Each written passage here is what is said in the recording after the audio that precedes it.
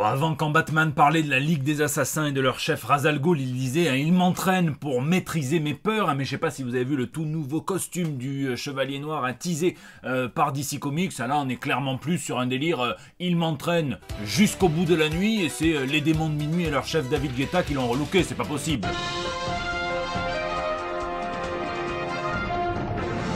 On dirait qu'une boule à facettes accouchée avec un PC gamer, monté ou non par Henry Cavill, et pof, ça fait le nouveau costume. Hein. Et rassurez-vous, le scénariste James Tynion de Force a déclaré que ce costume ne serait visible que dans un rêve hein, qui sera relaté. Hein. Mais un rêve très important, alors est-ce que ça va être le I have a dream ou je l'ai rêvé si fort que les draps s'en souviennent, on verra bien. Ici votre fidèle commis des comics, vous êtes dans l'émission qui fait le tour de l'actu de l'industrie du comic book et de tous ses dérivés. Hein. Même l'été, c'est le 254e JT Comics. Hein. Je vous présente le tout nouveau sport intitulé Snyder Cut. Hein. Quelqu'un qui détient la Snyder Cut est perché sur un poteau, les anti-Snyder doivent empêcher les fans d'y accéder pour la lui prendre, hein. Ça va faire un carton cette affaire, ça sent la nouvelle épreuve de Koh-Lanta, hein. Je souhaite un joyeux anniversaire à Gab, hein, et sans plus attendre, on passe aux news de la semaine.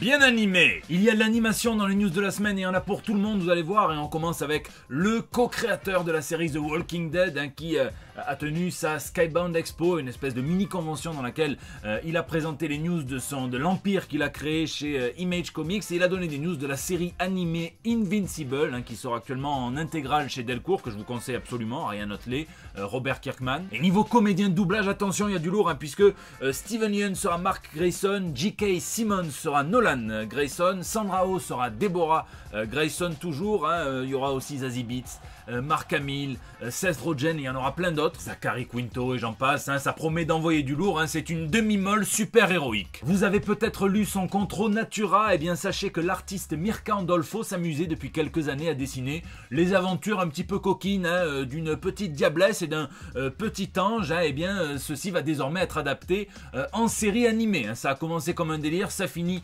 sur le petit écran, c'est beau. Cette série d'animation érotique s'intitulera Sweet Paprika et viendra raconter dans un décor de contes de fées urbains les aventures, les ébats de Paprika justement et de Deal, et ça sera donc mise en image par les Italiens de chez Arancia Studio, et moi c'est la demi-molle diabolique. Bon, et droite-gauche uppercut, on achève avec l'association entre Gaumont Netflix et Stan Sakai pour adapter sur le petit écran la série Usagi Yojimbo, donc ce petit lapin samouraï qui veut Ronin, qui veut justement devenir samouraï. Ça se déroulera pas à la même période, hein, ce sera pas au XVIIe siècle dans une espèce de Japon post-féodal, ça sera plutôt dans le futur. Il y avait eu une série, hein, Space Usagi, on verra si ça sera tiré de celle-ci, mais on peut faire confiance à Stan Sakai pour bien s'occuper de son bébé, et c'est la demi-molle du Ronin.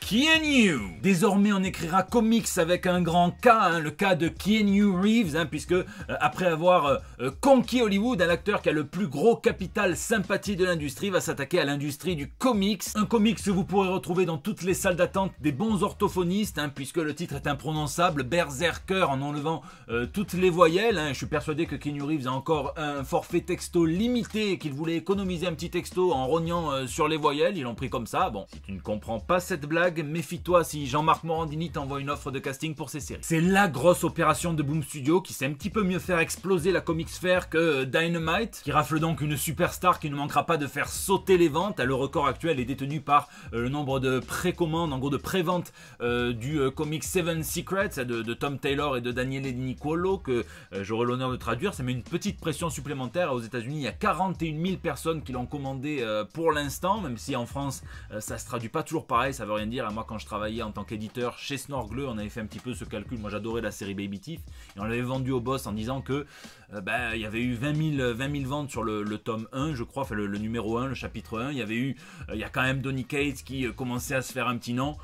Ça a été un des flops de la maison d'édition et j'en suis toujours très vexé parce que j'aimerais traduire les 2 derniers tomes. Mais je m'égare. Revenons sur Keanu si vous le voulez bien. Hein. Keanu ne sera pas seul pour écrire ce comics, il sera assisté de Monsieur Matt Kindt. Hein. Qu'est-ce qui pourrait foirer? Je pense pas grand chose. Hein. Au dessin, c'est Alessandro Vitti et puis au cover, ça sera Raphaël Grandpa. Bon, on est bien. Et c'est l'histoire d'un guerrier qui ressemble comme 2 gouttes d'eau à Keanu Reeves qui a passé 80 000 ans à se battre. Là, il travaille un petit peu en forme force spéciale pour le gouvernement américain. Il va enfin décider, au bout de 80 000 ans, il serait temps de se poser un peu et d'essayer d'en apprendre plus sur lui-même. Alors il y a un fort aspect métatextuel quand on sait que beaucoup rigolent en disant que Keanu Reeves ne vieillit pas et qu'on peut voir le même Sad Keanu incorporé dans la BD. Nul doute qu'on n'a pas fini d'en parler, je vous laisse me dire en tout cas ce que vous en pensez dans les commentaires.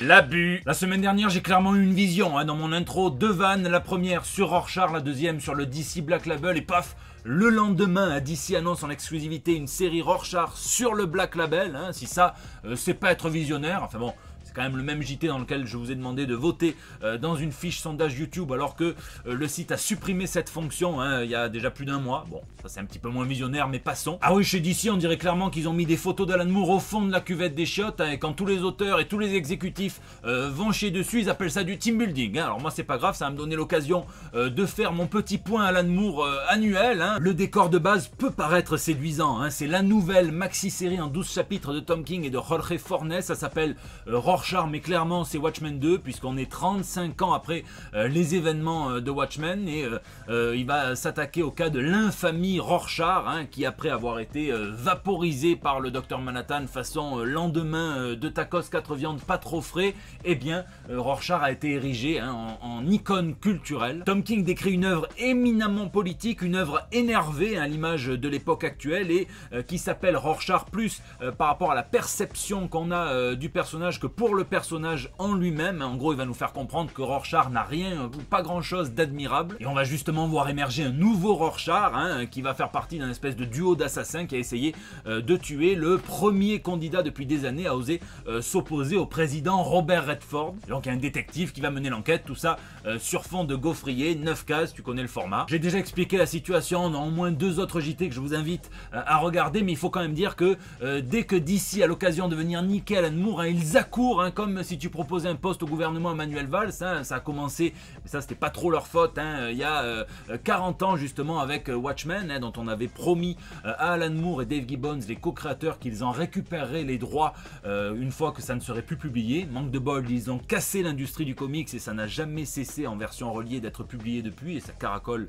en tête des ventes. Là où c'est un petit peu la faute de DC, c'est que en ayant ce nouveau contexte de l'industrie, ils auraient pu renégocier quelque chose, ils ne l'ont pas fait. Alan Moore a cessé de travailler pour eux, il a fait ses affaires, il a notamment créé le label America's Best Comics, invité par Jim Lee sur Wildstorm. Quelques mois plus tard, DC qui toque à la porte, qui rachète Wildstorm, mais c'était trop tard pour Alan Moore pour tout arrêter, puisque par intégrité, parce que c'est quelqu'un d'intègre, eh bien, il n'a pas voulu faire marche arrière, puisqu'il avait promis pas mal de travail à des potes à lui, dessinateurs, à des artistes. Après, vous avez évidemment le film V pour Vendetta, le film Watchmen, la série Watchmen sur lesquels il ne veut même pas y être associé et il ne crache pas dans la soupe. Il a refusé de toucher ses royalties, il les a versées aux dessinateurs, aux co-créateurs David Lloyd ou Dave Gibbons. Et puis bon, vous avez en comics les Before Watchmen, vous avez le Doomsday Clock, vous avez le The Button ou l'intégration des personnages Watchmen au canon DC dans le Rebirth. Je parle pas de la VO actuelle parce que je ne veux pas vous spoiler. Et puis vous avez maintenant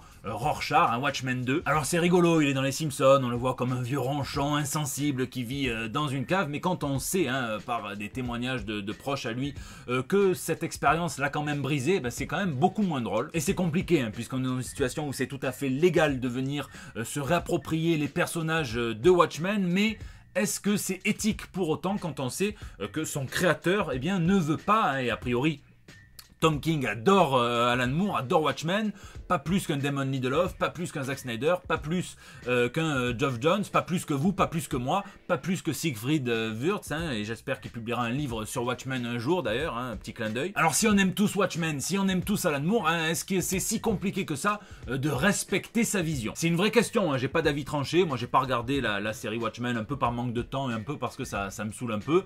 J'ai pas lu Doomsday Clock, j'ai lu que le premier chapitre, mais j'ai pas voulu poursuivre. C'est des questions qu'on peut se poser légitimement. Et l'autre question qu'on peut se poser, c'est si DC avait renégocié le deal, si Alan Moore avait été respecté, lui et sa vision en tant que créateur, lui et tous les autres, certes on n'aurait peut-être pas eu, il n'aurait pas laissé faire V pour Vendetta, il n'aurait pas laissé faire le film Watchmen, mais au lieu de se pignoler sur les rares œuvres, parce qu'il n'y en a pas tant que ça, les rares comics DC d'Alan Moore, on en aurait beaucoup plus sur lesquels s'émerveiller. On aurait notamment le Twilight of Superheroes qu'il avait prévu de faire, et puis c'est un projet qui est tombé à l'eau un petit peu comme l'Apocalypse Maya en 2012. Et d'ailleurs c'est marrant puisque la même semaine Extinction Rebellion sort une vidéo qui a été tournée il y a déjà quelques mois dans laquelle Alan Moore leur apporte leur soutien face à la catastrophe écologique dans laquelle nous nous trouvons déjà, et quiconque questionnerait, je préviens d'entrée, l'engagement écologique d'Alan Moore n'aura qu'à aller lire son Swamp Thing. On voit qu'il y a déjà 40 ans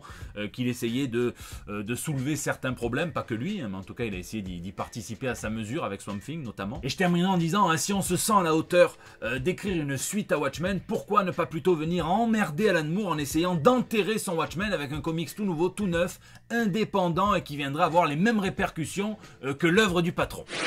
Trio de news. Et il y a plein de trucs dans le reste de l'actu comics. On commence avec American Vampire, la série co-écrite à la base par Stephen King et Scott Snyder, avec Raphaël Albuquerque, qui revient pour un baroud d'honneur. Ça se situera à l'époque 1976, et là je comprendrais que certains aient peur en voyant ce que devient Scott Snyder. On pourrait croire que certains vampires vont se faire des rails de coque sur des serviettes hygiéniques en faisant infuser des tampons dans du vin chaud, parce que c'est gaulerie, à moins que Snyder préfère ne saloper que les personnages des autres. On verra bien, moi je sais que j'ai jamais réussi à accrocher à cet univers, mais que y a des fans hardcore, et ça me fait plaisir pour eux qu'ils puissent y retourner une dernière fois. Un truc qui m'attire beaucoup plus, c'est ce fameux crossover, teasé par Image Comics. Ça sera par Donny Cates, par Geoff Shaw, par Dick O'Neil et par John J. Hill. Et Donny Cates sait soit trop bien, soit trop mal choisir ses mots, puisqu'à quelques mois il avait déjà créé un super vilain nommé Virus. C'était avant la pandémie, c'est dans Venom. Et là, pour teaser ce crossover indépendant par la même équipe que Buzzkill ou que God Country, la phrase d'accroche c'est les super-héros ne sont pas des mythes, ce sont des virus et ils se répandent. On nous promet un anti-Evans, donc j'ai envie de demander c'est où qu'on paye, voilà, tout simplement. Et enfin, quand les studios télé-ciné en ont marre de payer des licences qu'ils adaptent ensuite en film ou en série, qu'est-ce qu'ils font? Ils se mettent à les produire eux-mêmes, et c'est le cas de NBC qui se lance dans l'édition de comics. C'est via UCP, à qui l'on doit déjà Monk, Mr. Robot, Umbrella Academy ou encore Battlestar Galactica, et le tout premier comics qu'ils vont sortir sera coécrit par Monsieur Grant Morrison et Alex Child. Ça s'appellera Protector Valley Road, et ça traitera d'un groupe de jeunes adolescentes qui seraient responsables, ou suspectes en tout cas, dans la disparition de plusieurs adolescents dans une ville en Californie dans les années 60. Haut en couleur. Il s'appelle Dave McCaig, et c'est le coloriste qui œuvre en secret depuis environ 2 ans à la recolorisation de l'intégralité de la série The Walking Dead, qui s'apprête à ressortir dans une version de luxe, donc chapitre par chapitre, avec des nouvelles covers, dont une par David Finch, et des bonus éditoriaux, et ça commence dès le mois d'octobre prochain. Là c'est toujours pareil, tu vois venir le truc, il y aura toujours ceux qui vont gueuler en disant que c'est absolument du vol alors qu'ils ont déjà la collection, et que peut-être que ça s'adresse pas forcément à eux. Il y aura les fans qui vont faire un chèque en blanc à Robert Kirkman, et il y aura surtout ceux, et je pense très fort à eux, qui sont passés à côté, qui n'aimaient pas le noir et blanc, et qui vont pouvoir découvrir la série dans de bonnes conditions. Ça reste un monument du comics américain, et Kirkman précise que ça ne sortira pas de sitôt en version reliée, en TPB. Quand il dit pas de sitôt, ça sortira quand même, peut-être dans 8 ans, le temps que les 193 chapitres sortent au rythme de 2 par mois.